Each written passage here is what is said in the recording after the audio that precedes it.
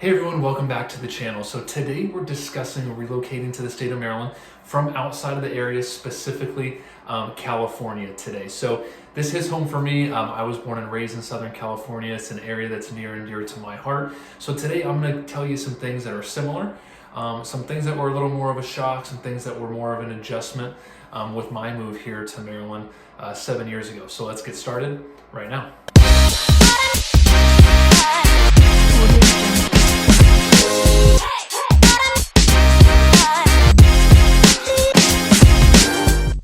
Welcome back to the Living in Maryland channel, where we discuss all things living here in the great state of Maryland. So if that's the kind of information you're looking for, make sure to hit subscribe and hit the notification bell so you're made aware of the new videos that we do each and every week, all about living here in Maryland. And if you are considering moving here to the area, if you're thinking whether buying a home is the right decision for you and your family, we absolutely love helping out in any way possible. However you feel comfortable reaching out, whether that's by phone, email, or text, feel free to reach out anytime, days, nights, and weekends. We've got your back when moving here to the great state of Maryland.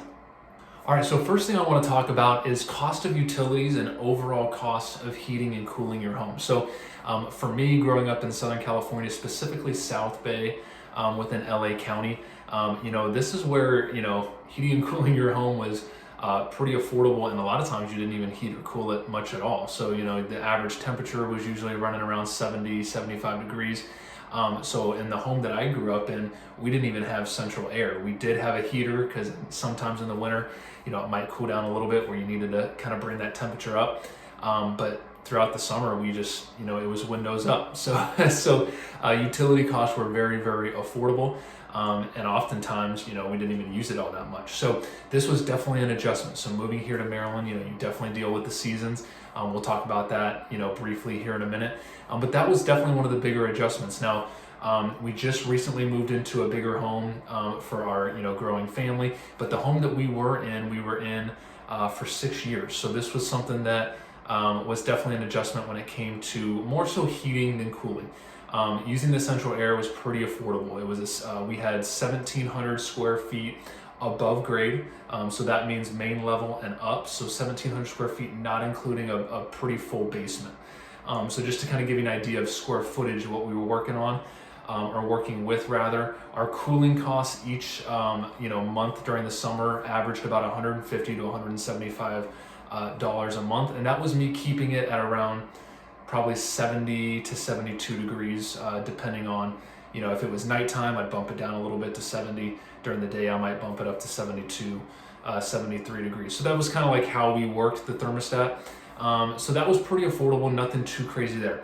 However, we did have a kind of old school boiler heat. So that's basically hot water baseboards that's used via the boiler. So this was where it got a little more expensive. So we had to have oil delivered to the house. We were probably doing, 4 to 6 deliveries per year. And the boiler also did our hot water, which is, you don't see that a ton. So it was kind of a unique setup, but you still do see a lot of hot water baseboards. So this was kind of where it got a little more pricey. When I average it out, it was probably somewhere between $400 and $500 a month for the winter months, because that's when you're really using it.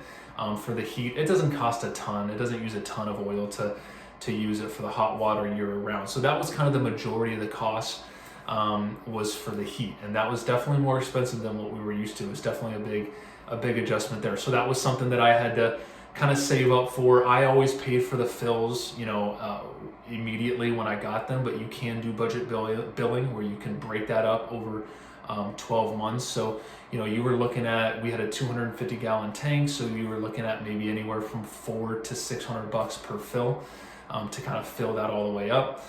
So that was something that was definitely an adjustment. And depending on what type of system that you're looking at here, if you're looking to buy a home, that's definitely something that I would recommend you looking at. What type of heating and cooling systems do you have? Because you're going to see a lot of different options here in Maryland. And then here at the new home, we have what's called a heat pump. So heat pumps you're going to see a lot if the home does not have natural gas. So it's really all it has is electricity.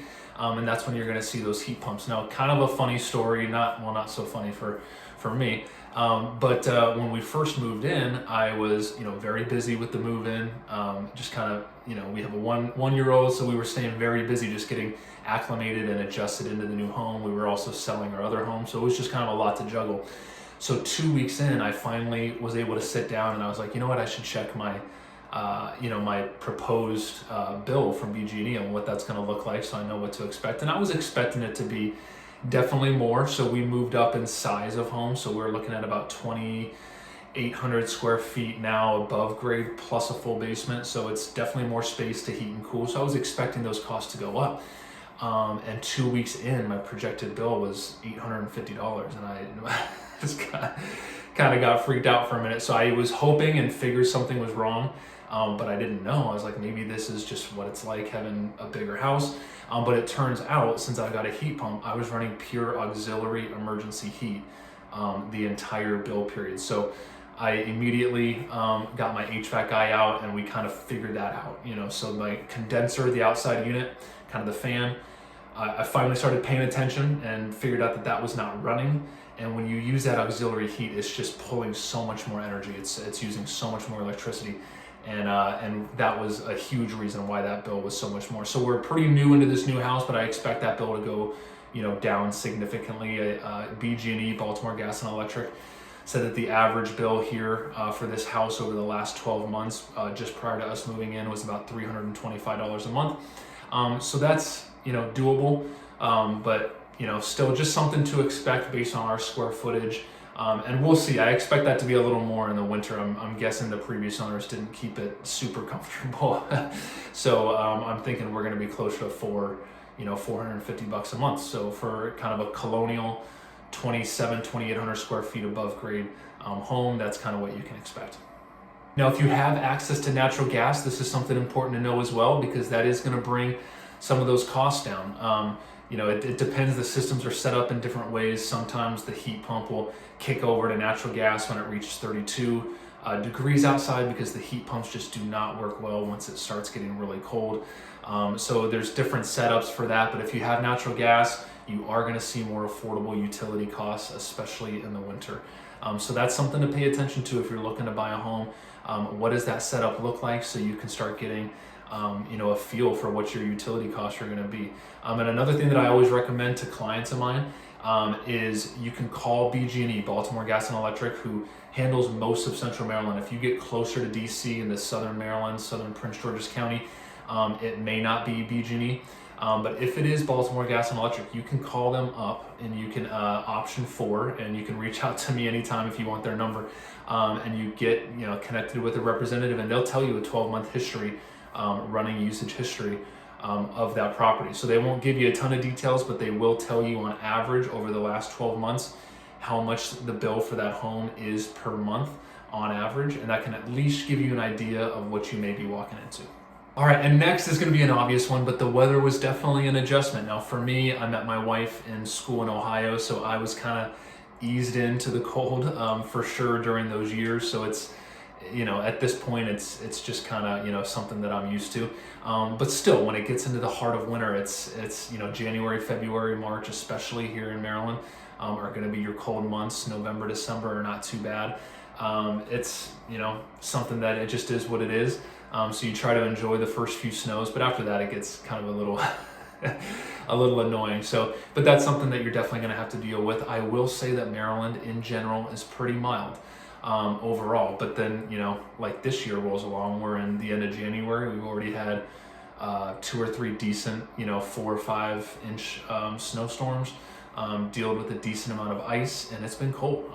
We've had, plenty of nights where it's dropping down in the low teens, 9-10 degrees, and highs of 30, 32 degrees. So, that's definitely a cold winter for us, though. I would say on average, you're not going to see that every year. It's definitely going to adjust. A lot of winters, you're seeing a lot of days get up into the 40s, low 50s. So it just depends on the year. But Maryland definitely has the ability to have, a true, winter. So that's something you want to be prepared for here as well. And next will be the traffic. The traffic was something that, I didn't know what to expect when I moved out here. I assumed DC, Baltimore was going to be crazy, and in certain parts it can be. But for me, coming from LA, which is probably some of the worst traffic I would say in the country, I can't speak for a ton of different areas around the country, but it was pretty bad. I mean, it seemed like almost all day you were dealing with certain levels of congestion and slowdowns and traffic and stuff like that. If you're in central Maryland, in between DC and Baltimore, the traffic moves pretty well. If you are down on either beltway, DC 495, Baltimore's beltway is 695. If you're having to deal with that, go into the cities, you are going to be dealing with, typical traffic. So that's something that you want to expect. But for me, a lot of times, not on a daily basis, I'm not going into the cities. I'm dealing with, everything in between Baltimore and DC, and I don't deal with a whole lot of traffic. So that's something that was definitely a huge plus for me coming from LA, saving a lot of drive time. And that's something that was a huge benefit for me of moving here to the area. And then a big similarity that I noticed here in Maryland from Southern California is going to be like the overall pace of life. I mean, that was something that it didn't seem to change. So here in Maryland, it's pretty quick. I'd say California is probably even a little more so. But you got a lot of people who are career focused, a lot of people that are driven, and things are kind of moving quickly. So that was definitely something that I've noticed that's been a similarity, as well as the overall diversity. You see California, here in Maryland, you see all different kinds of people, all different kinds of backgrounds, and it's awesome. So that's something that if you're coming from California, you're going to notice that here as well. So you're going to see all different kinds of people, which is awesome. And that's something you can expect here in the Maryland area. And then another similarity I found was the cost of living. Although Southern California is going to edge out Maryland in cost of living as far as it being just more expensive. From what I've found, if you're here in Central Maryland, depending on what part, that's kind of the crazy thing about Maryland is it's got such a bigger range of housing as far as affordability. So you can, we've got a ton of condos, row homes, townhomes, and stuff like that, where you're going to see some affordability there depending on the area. And then you just have these, big sprawling single families, and it can get very, very pricey as well. So depending on the area that you're going to be in is going to dictate that price. But if you are in Central Maryland, I know a lot of you are going to be coming from outside of the state of Maryland. It's something that, if you're coming to Fort Meade, if you're coming to Central Maryland, that's where a lot of people are coming. You're going to spend, into the 6s, 7s on a, 2,000 square foot plus single family. I mean, it's just the prices have done nothing but go up since I've been here, and that's something that in general that you'll see. Now, of course, if you go into Southern Maryland, if you head west, or you get onto the Eastern Shore, those numbers are going to go down.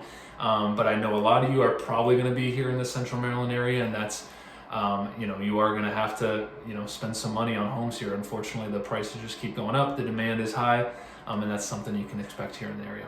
And then lastly, for all my California people out there, one of the things that I want to tell you that I love here about the Maryland area is the ability to travel and see different places, see different states, and do it rather quickly. So I know, for me growing up, we would do road trips to Vegas. You're looking about 5-ish hours from LA if there's no traffic, and that was always something that we just looked so forward to. But it takes a long time to get out of the state. It's almost quicker to go down to Mexico, and leave the country. So, but here in Maryland, one of the things that we've done a lot and that I've enjoyed is just the ability to do some, road trips. Get out. We can go see some friends in Pennsylvania. We can go to Harper's Ferry, do a day trip to West Virginia, go down to DC. Go to Baltimore. It's also quick. Ocean City, you've got access to beaches here in the state of Maryland. So Ocean City is about 3-ish hours away, and you get to go see the Eastern Shore, which is almost a completely different world than here in Central Maryland. So it's so beautiful, the farmland and all that kind of stuff. So options to so many different things where you can quickly, you can get to Delaware and go see all their beaches and all that fun stuff. New York City is just a 3-hour drive away. So accessibility to different areas and different things, if you like to get out and about, is something that's really cool about being here in the Maryland area. All right, everyone, thanks so much for watching. I hope you learned something new. If you ever need anything at all, please feel free to reach out, and we'll see you at the next video.